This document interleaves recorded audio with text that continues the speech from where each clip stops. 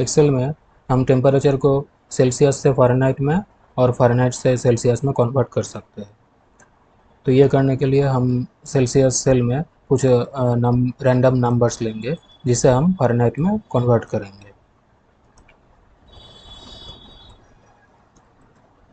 तो हम इस्तेमाल करेंगे एक फार्मूला जो है रैंड बिटवीन, और इसका बॉटम वैल्यू हम दे रहे हैं 99 और टॉप वैल्यू एज 200। अब इसे ड्रैग करने से यहाँ पर रैंडम नंबर जनरेट हो जाएगा, और -99 और 200 के बीच में जितना नंबर से रैंडमली जनरेट हो जाता है यहाँ पर, और फिर से ड्रैग करने से ये नंबर चेंज भी हो जाता है। लेकिन वो जो रेंज है बॉटम और टॉप वो सही रहता है। तो हम इसे कॉपी कर लेते हैं, फिर वैल्यू पेस्ट कर देंगे यहाँ पर, पेस्ट एज वैल्यूज़। तो ये नंबर और चेंज नहीं होगा अभी। तो यह है सेंटीग्रेड टेम्परेचर और सेल्सियस टेम्परेचर, इसे हम कन्वर्ट करेंगे फ़ारेनहाइट में। तो फ़ारेनहाइट का पहला सेल में हम चले जाते हैं। यहाँ पर हम फार्मूला इस्तेमाल करेंगे equal to Fahrenheit equal to bracket में 9 इंटू सेंटीग्रेड टेम्परेचर यानी कि -49 ये वाला प्लस 160 डिवाइडेड बाई 5, ये -56.2 ये है फ़ारेनहाइट टेम्परेचर। अब इसे हम ड्रैग कर देते हैं।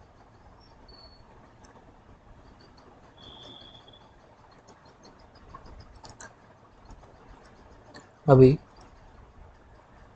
वो डिग्री का जो सिंबल है, एक डिग्री सिंबल और डिग्री सेंटीग्रेड और डिग्री फ़ारेनहाइट, ये भी हम यहाँ पर इस्तेमाल कर सकते हैं। ये करने के लिए हमें पहले कोई भी सेल पे डिग्री सिंबल को इंसर्ट करना पड़ेगा। कोई भी सेल पे क्लिक करके इंसर्ट टैब से हम चले जाएंगे सिंबल में, फिर सिंबल से एरियल ब्लैक, कोई भी फ़ॉन्ट हम सिलेक्ट कर सकते हैं। यहाँ से एरियल ब्लैक मैंने सिलेक्ट किया, फिर यहाँ से बेसिक लैटिन, फिर यहाँ पे थोड़ा नीचे जाएंगे तो हमें डिग्री का सिंबल दिखेगा, डिग्री साइन, फिर इंसर्ट क्लोज। ये डिग्री साइन इंसर्ट हो गया है।